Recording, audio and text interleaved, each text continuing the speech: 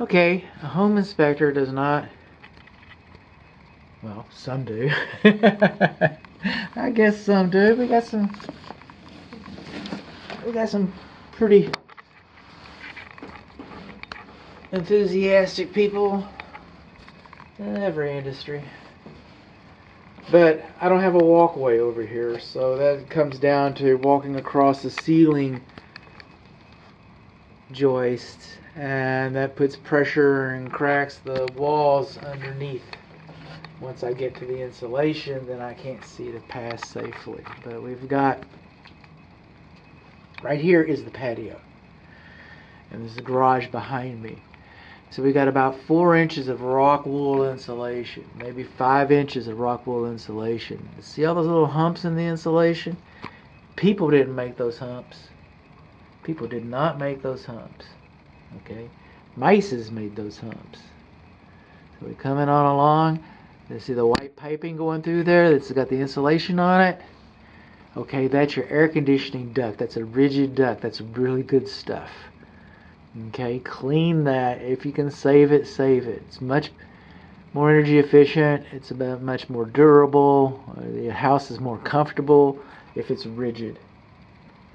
Okay, so there's that. Now we've got collar beams, and they are fastened pretty good. We've got, this is a lath. At one time, this is a wood shingle roof.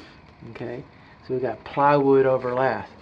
Not real fond of plywood decking. Oh, we got some OSB over here where we had some repairs. Look at that. You know that was repaired right there. When this roof was installed or the other roof was installed, it's kind of hard to tell.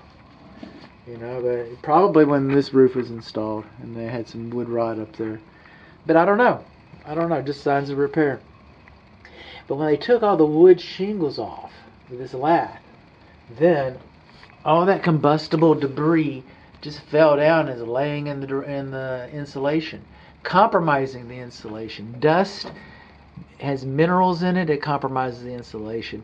The wood, the cellulose wood, laying down on the insulation, turning to dust, rotting to dust, a fire hazard, compromises the insulation. This insulation no longer has the same quality it did when it was freshly installed.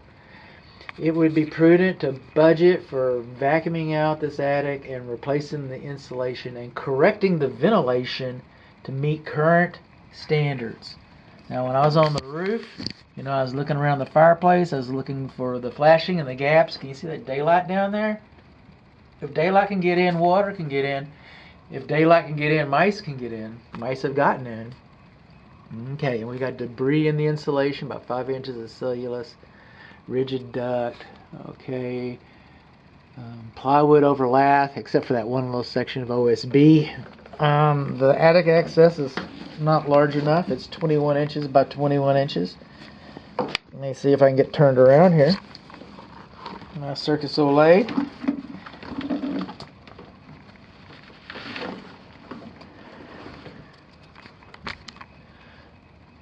Okay. Ah! Broken collar beam right there. The more you look, the more you see. The purlins are undersized, and the struts are undersized, and the struts do not have, what is this? The struts do not have stiffeners on them, and we expect that. This house is a 1960 house. That's the way they built them back then. Now I'll call that up in the undersized struts and the undersized missing stiffeners. That's going to be up in the information section. That will not be a deficiency. And that's what our attic's looking like.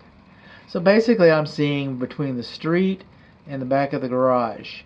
And it's kind of hard for me to see around the corner. Even if I got up here, I wouldn't see around the corner. Alright, so it's just, it is what it is.